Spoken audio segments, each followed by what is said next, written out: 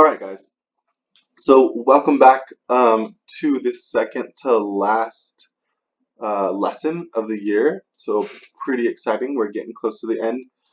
We've already talked about states of matter for gases and for liquids, and a bunch of that had to do with vapor pressure and boiling point, right? Water turning into a vapor, and then gas using through evaporation, and then gas using condensation to turn back into a liquid.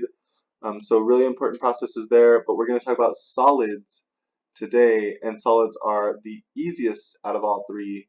So let's go ahead and take a look. During this lesson, you need to describe solids according to the kinetic theory. Right, we've already been doing a lot of kinetic theory stuff. We're just theorizing about kinetic energy. What's that doing to the bonds? What's that doing to changes in state? And we're going to explain the differences and similarities between ionic and molecular solids. And in particular, we're going to learn about a couple of things. We're going to learn about sublimation and deposition. So, in the solid state, the particles have the lowest amount of kinetic energy. Remember, gases have the highest. They're out there, they have lots of kinetic energy moving around, but solids have the lowest. They're just sitting in place, vibrating slightly. Okay, so those intermolecular forces in the solid state are higher than the intermolecular forces in a gas state. So those intermolecular forces are causing those particles to hold close to each other to make bonds that are really tight. That means they don't have a lot of kinetic energy. They're not moving around. They're stuck in position. Yeah, and the particles in the solid state are in a fixed position. So the particles vibrate in place and they don't flow like water or gas. So there's two types of solids that we need to talk about. There's crystalline and amorphous solids. So for crystalline solids, these are solids that contain particles that are arranged in a repeating pattern. And we're going to see a picture of that in just a second. But an example of that is table salt. And we have amorphous solids. Amorphous solids lack order among the particles that make it up. And one of those is glass. And it's probably a little bit hard to think about, but let's go ahead and take a look at these pictures. So on the right, we have a crystalline solid. That's what table salt looks like. Those bonds join up together in such a way that they form this neatly structured geometric pattern. And then we have an amorphous solid, which is glass on the left. It's still a solid, but there's really no structure or pattern to the solid. Okay. So let's talk about what's going on a little bit further with these crystalline and amorphous solids. Let's talk about first ionic solids. So remember, ionic bonds are between a metal and a nonmetal. On the left side of the periodic table we got metals, on the right side we got nonmetals. And so the attraction of positive and negative increases the likelihood to stay in the solid state. So if you have a positive metal, negative nonmetal, they're joining up together, it's going to be a really strong ionic solid. So ionic solids are always going to be crystalline solids. They're always going to form that geometric structure we looked at, like with salt. And the strong intermolecular forces make it difficult to break apart. And then we have molecular solids.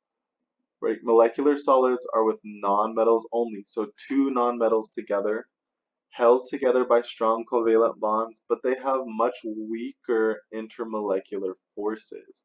So they're not going to be held together as tightly. And the intermolecular forces for ionic solids are much stronger than in molecular solids. So those molecular solids are weaker overall than those ionic solids, and they can be amorphous or crystalline. So that's why it's easy for glass to break, because it's made up of nonmetals only, and those intermolecular forces are pretty weak. Those bonds aren't really holding that tightly together. So a solid will melt when the particles in the solid state have enough kinetic energy to break free from their fixed positions. So just how we talked about kinetic energy, and if you have enough In the liquid state, it'll change into a gas. Same kind of concept. If you have enough kinetic energy in the solid state, it can change into a liquid by melting. And the temperature at which this occurs is called the melting point. Since those intermolecular forces are stronger in ionic solids, those are going to have higher melting points than molecular solids. Okay. So let's talk about some definitions of what we call these phase changes for solids. First off, we have sublimation. Sublimation is the conversion of a solid to a gas without going through the liquid state. Okay, so just straight from solid to gas. And the reverse of this process, just from gas to solid, is deposition.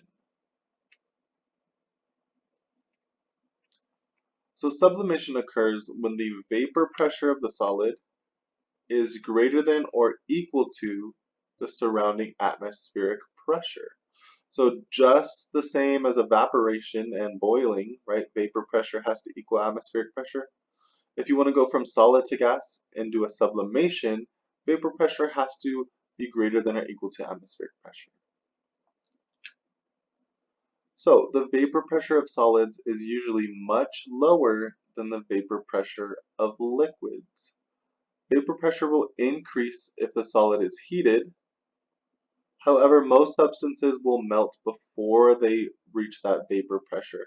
So this is why sublimation is so difficult. So lots of solids, when you heat them up, they just want to melt and turn into a liquid. They're not going to go straight to that gas state, so sublimation is pretty difficult. And it's because of vapor pressure equaling atmospheric pressure. We need that to happen if we want it to go straight to gas.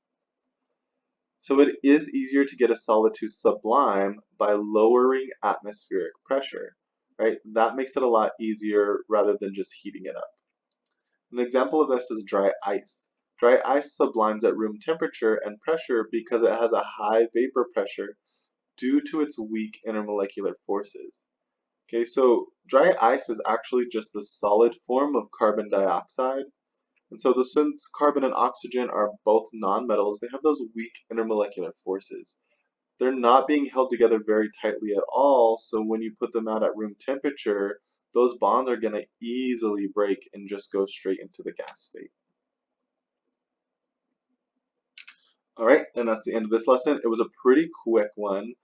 If you have any questions, let me know. Make sure to message me on Teams, and we are done with this lesson.